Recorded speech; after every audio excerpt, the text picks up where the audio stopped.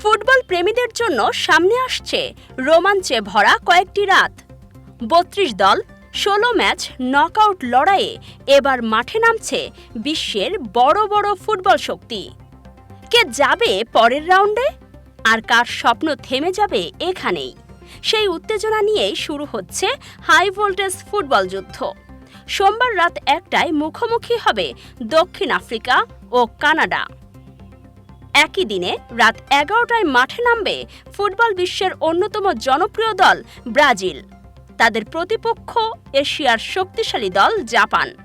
সাম্বার ছন্দের বিপক্ষে জাপানের গতি, এই ম্যাচ ঘিরে সমর্থকদের আগ্রহ রয়েছে তুঙ্গে। মঙ্গলবার রাত ২টা ৩০ মিনিটে জার্মানির সামনে থাকবে প্যারাগুয়ে। সকাল ৭টায় নেদারল্যান্ডস খেলবে মরক্কোর বিপক্ষে। আর একই দিন রাত ১১টায় আইভরি কোস্টের মুখোমুখি হবে নরওয়ে। এই ৩ ম্যাচেই থাকতে পারে জমজমাট লড়াই ও অঘটনের সম্ভাবনা। বুধবার রাত ৩টায় ফ্রান্সের প্রতিপক্ষ সুইডেন। সকাল ৭টায় মেক্সিকো খেলবে ইকুয়েডরের বিপক্ষে। আর রাত ১০টায় মাঠে নামবে ইংল্যান্ড। তাদের প্রতিপক্ষ গণতান্ত্রিক কঙ্গো। ইংল্যান্ডের অভিজ্ঞতা, ফ্রান্সের গতি আর মেক্সিকোর লড়াকু ফুটবল, সব মিলিয়ে দিনটি হতে যাচ্ছে ফুটবল প্রেমীদের জন্য দারুণ উপভোগ্য। বৃহস্পতিবার রাত ২টায় বেলজিয়াম লড়বে সেনেগালের বিপক্ষে। সকাল ৬টায় মার্কিন যুক্তরাষ্ট্রের সামনে থাকবে বসনিয়া ও হার্জেগোভিনা।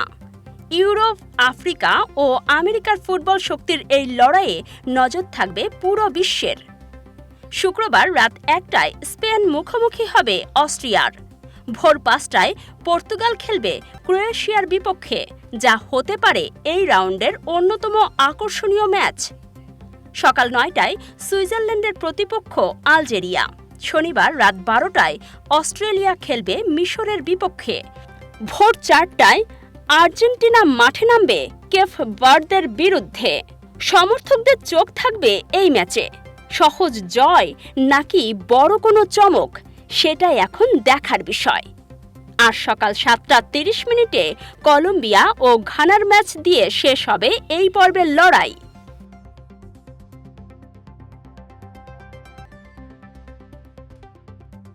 কাজী সাইমা, রাতদিন নিউজ।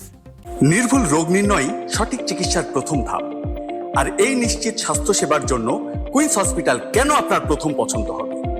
যশোরে আমরাই দিচ্ছি সর্বাধুনিক ও সর্বোচ্চ কোয়ালিটির মেশিনারিজের নিশ্চয়তা, যেখানে এক ছাদের নিচে সুবিশাল ও মনোরম পরিবেশে সব ধরনের পরীক্ষা নিরীক্ষা করা হয়। আপনার ও আপনার পরিবারের সুস্বাস্থ্য নিশ্চিতে কুইন্স হসপিটাল আছে সবসময় আপনারই পাশে।